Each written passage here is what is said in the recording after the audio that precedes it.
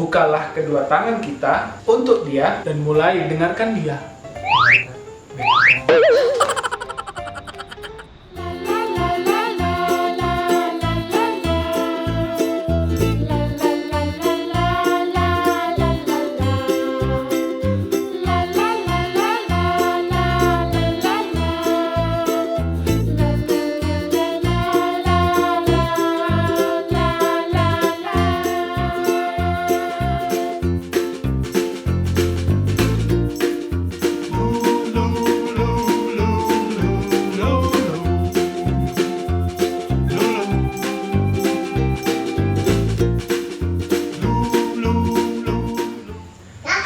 Teman-teman sekalian, gimana kabarnya hari ini? Mudah-mudahan teman-teman sekalian dalam keadaan sehat walafiat.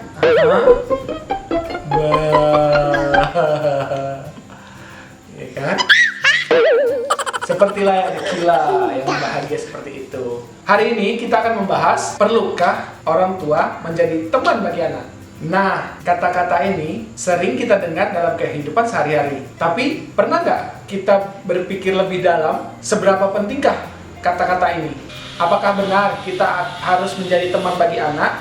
Atau kita harus memberikan batasan bahwa dia anak dan kita orang tua? Sebelum kita membahas lebih lanjut, jangan lupa like, subscribe, komen, dan aktifkan loncengnya ya, supaya teman-teman update terus video-video kita yang seru dan informatif. Nah, parents, anak dianggap harus patuh dan hormat pada orang tua.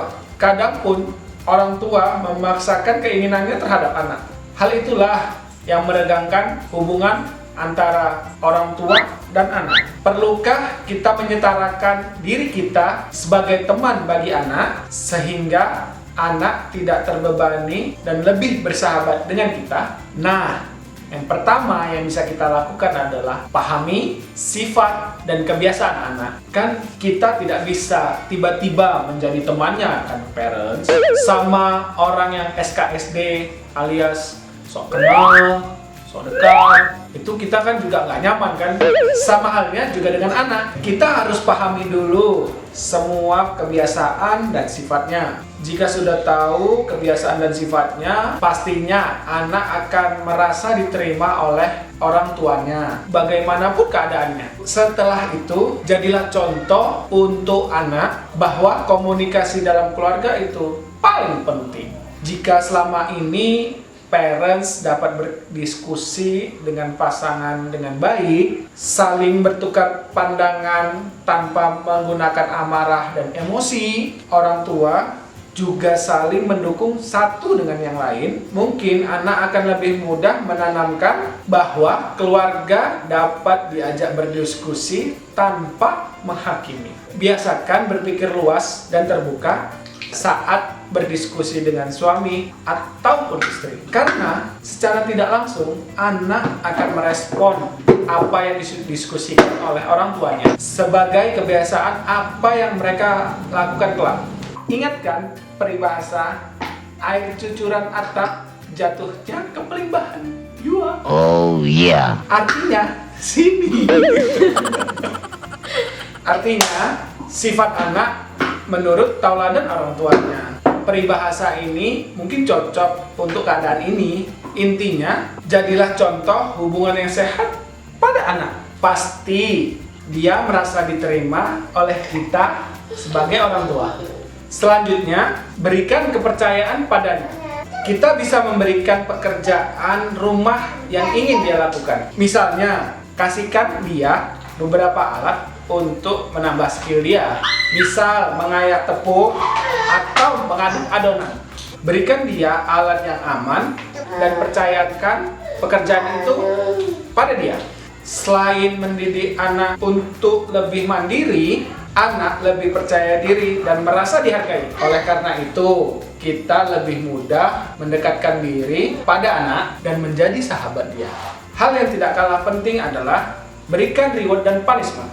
Hendaknya orang tua jelas menentukan salah dan benar. Ketika salah, berikan teguran dan hukuman yang sesuai dengan perilakunya. Tidak perlu bertingkah berlebihan pada anak. Kalau papa sih, tidak pernah sih marah sama anak. Oh Iya. Biasanya mama yang dimarahin sama papanya. Tapi kasih tahu dia bagian mana yang salah dan bagian mana yang bisa ditoleransi. Ketika dia tahu kenapa dia dihukum, dia akan lebih mudah percaya dengan kita dan merasa diperhatikan dan bukan diasingkan.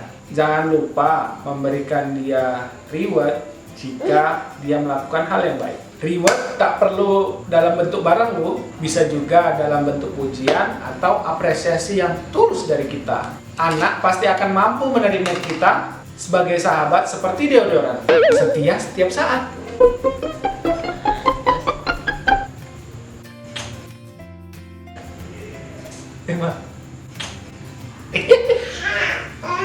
Yang terakhir nih parents, bukalah kedua tangan kita untuk dia dan mulai dengarkan dia.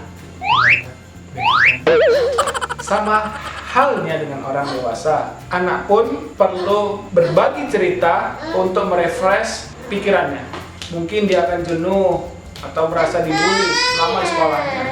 Mungkin kita pernah mengalami di masa ya. Oh ya,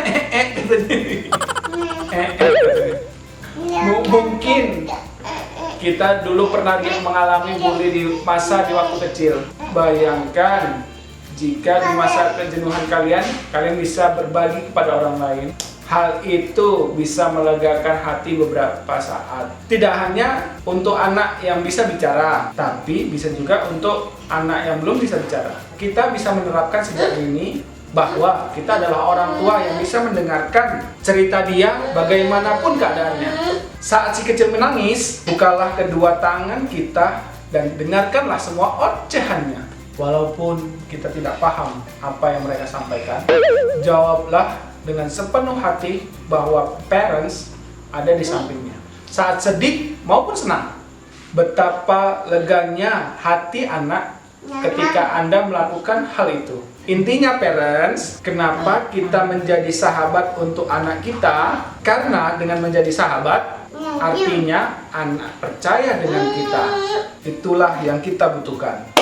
Anak percaya dengan kita, kemudian komunikasi dengan anak jadi baik, dan pada akhirnya kita akan lebih mudah memberikan pengertian kepada anak suatu saat nanti.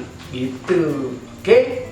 Sekian dulu video kita kali ini. Semoga bermanfaat untuk teman-teman sekalian. Dan jangan lupa like, subscribe, dan komen serta aktifkan loncengnya di channel kita di Main Montessori supaya update terus video-video kita yang seru dan informatif. Dan akhir kata saya, dadah!